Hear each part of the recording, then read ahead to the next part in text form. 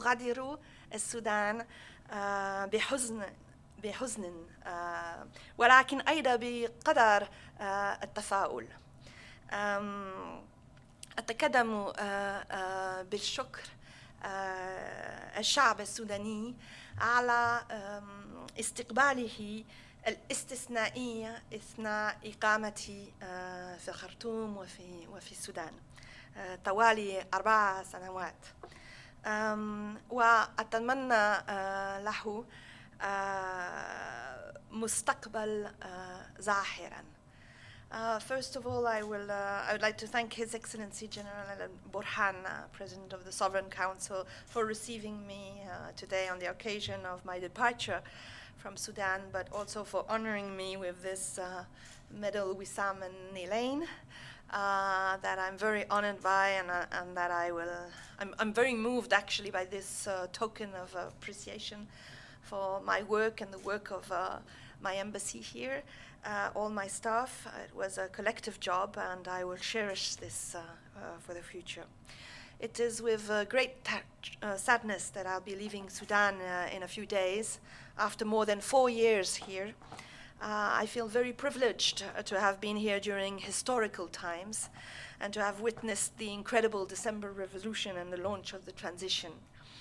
I would like to pay tribute to this very unique transitional model based on a partnership between civilians and militaries that is now an example for the whole world.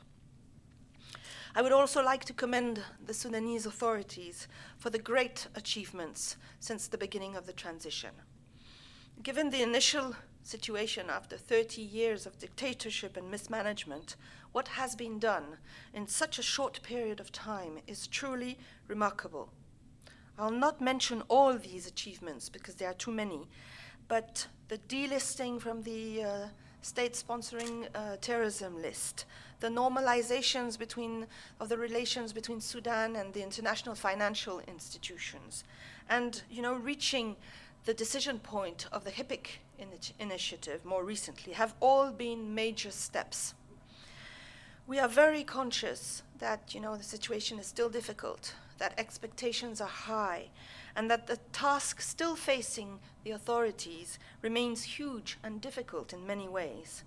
But I would like really to underline how much has been done since September 2019, with the economic reforms, the signature of the Juba Peace Agreement, but also in terms of individual freedom, freedom of the press, human rights, women's rights.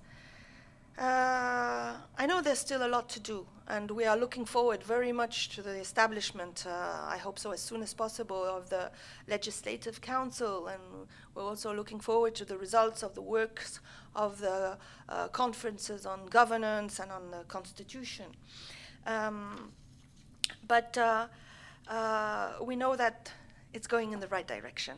And today, I would like also to tell you how proud I am that since the very first days and all along the way, my country, France, and especially my president, Emmanuel Macron, have been here for the Sudanese people and have accompanied the birth and rise of the new Sudan, Sudan Jadid, on this complex path towards democracy and sustainable development. I am also very proud that the full normalization of Sudan's relations with the international community has been enacted in Paris on last May 17th during the big international conference for Sudan that was personally chaired by President Macron to promote the new Sudan with the international community, political leaders of the world, and as well as French and international businessmen and investors.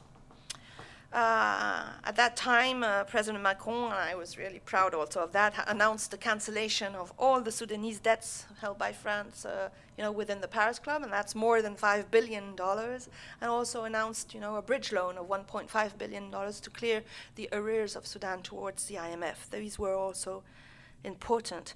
But besides this unconditional political support within the international arena, we have also, on the ground here, increased in a very significant way our aid in order to support the changes underway.